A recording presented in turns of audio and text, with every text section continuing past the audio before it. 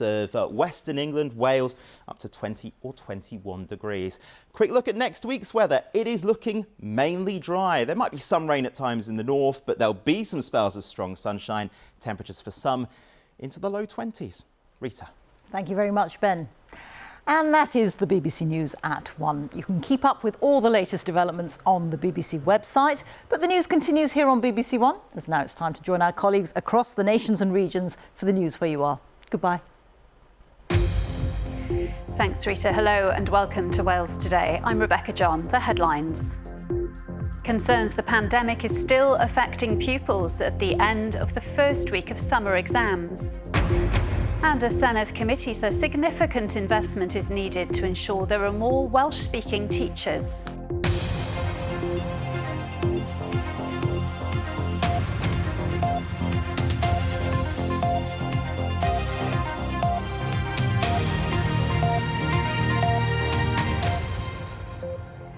Prynhawn da, good afternoon. As the first week of the summer exam period comes to an end, there are concerns from pupils and staff that the impact of the pandemic is still being felt in schools.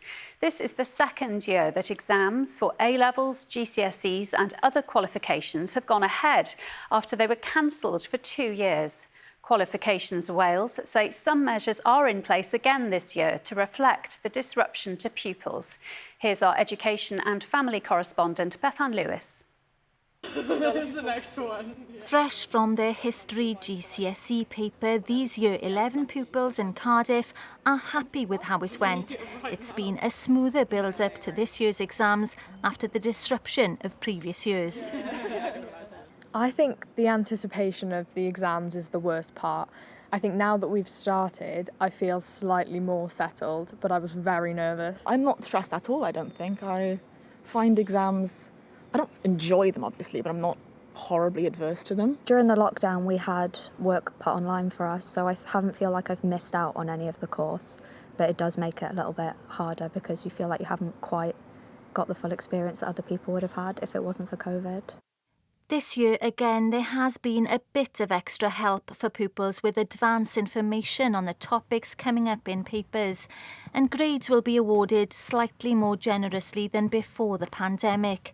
It's to reflect that though COVID on the face of it isn't having a direct impact on education, its effect hasn't disappeared, particularly on well-being.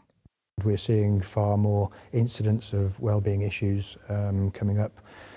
All the way through school. I work predominantly with the sixth form and there's some significant concerns there. And so that certainly impacts on students taking exams and the anxiety that they have going into the exams. Whitchurch High is the biggest secondary school in Wales. Gareth Bale and Geraint Thomas are amongst the sports stars who came here. Their photos on the wall. But right now, it's exams on these sixth formers' minds. I do feel like the school has been very supportive, like having additional lessons, and we've got a pastoral support team as well.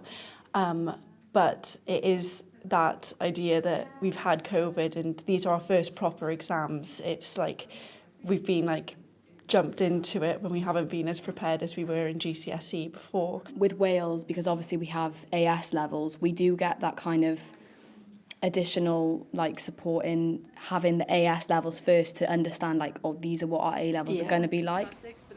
A-level papers get underway next week and there'll be more exams for these Year 11s too, with their eyes on a long summer after another month of hard work. The parents of a 16-year-old girl who died due to neglect have had their jail sentences increased. Kaylee Titford was found dead at her family home in Newtown in Powys in October 2020. Her father, Alan Titford, was found guilty of manslaughter and initially jailed for 7 years and 6 months, while her mother, Sarah Lloyd-Jones, admitted the same charge and was sentenced to 6 years. The Court of Appeal reviewed both jail terms and has increased them to 10 years and 8 years, respectively. The Welsh Government will not hit its target of 1 million Welsh speakers by 2050 without a substantial increase in the number of Welsh-speaking teachers. That's according to a Senedd committee report. It says a lack of Welsh medium teaching in English-speaking schools is a contributing factor, as well as a lack of staff in Welsh medium schools. The Welsh Government says it recognises the challenge and will respond to the committee's report. A former police and crime commissioner says a new protest law could damage the relationship between the public and the police. The Public Order Act came into effect a few days before the coronation and was used to arrest 6 protesters in London who were later released. The Home Secretary says she fully backs the new legislation. And it does undermine the constitutional right, the fundamental constitutional right to protest. Also, it has the tendency to undermine the relationship between the police and the citizen. It's because of the extensive powers which this new act gives to the police. Campaigners have lost a legal challenge aimed at halting the extraction of 40 million tonnes of coal from a mine in Neath Port Talbot. Plans to expand the Aberpergwm mine were approved in January last year. Environmental campaigners argued the Coal Authority should have considered the Welsh Government's carbon reduction targets when granting the licence to Energy Build. But a judge has ruled that allowing the colliery to continue operating was not unlawful. We'll have a full weekend weather forecast in a few minutes with Derek, but first a roundup of the week's headlines with Tony Evans, starting with today's top story. This summer, exams may be back to normal on the face of it, but pupils and staff say COVID anxiety is still having an impact on A-level and GCSE pupils. Exams are going ahead for the second year running after being cancelled in 2020 and 2021. Qualifications Wales say there are still some measures in place this year to reflect disruption to learning.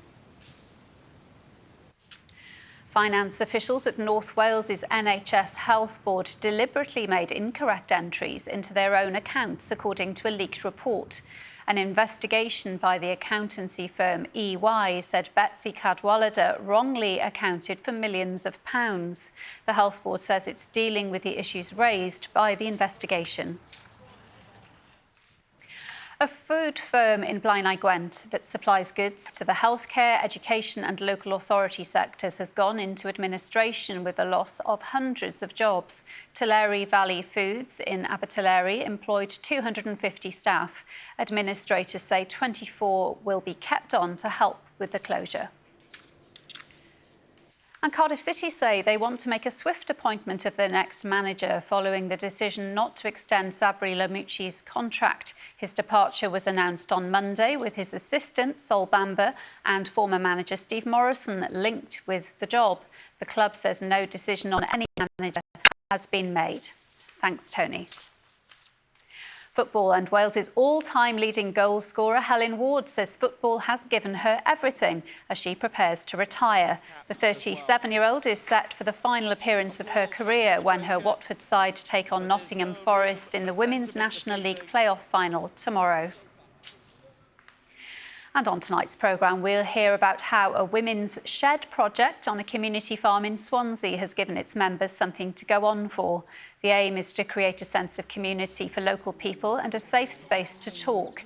Mary Williams lost her husband to bone marrow cancer and says the group helped to put the pieces of her life back together. I felt like I didn't want to get up in the mornings. But when you've actually got something to aim for and to do every week and to feel positive about, that really helps. And then it made me go off and do other things as well. So it all sort of started from here. Let's get the weather forecast now. Derek, how's it looking for the weekend? Rebecca, I think the sun cream will come in handy this weekend. It is looking very promising indeed, thanks to a ridge of high pressure, sunnier and warmer, staying dry and settled. We do have a front to deal with today. That is bringing some cloud, a few scattered showers too in parts of mid and south Wales this afternoon. One or two of these could turn heavy with a rumble of thunder.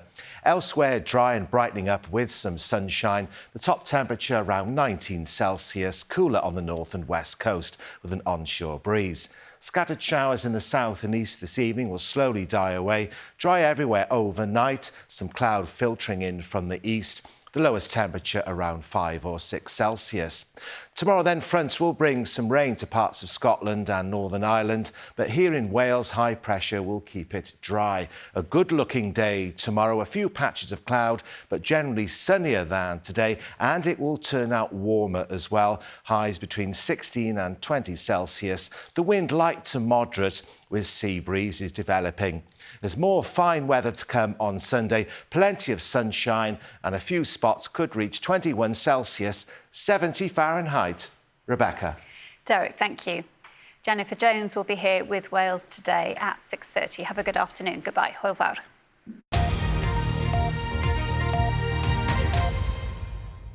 I took my children to see India.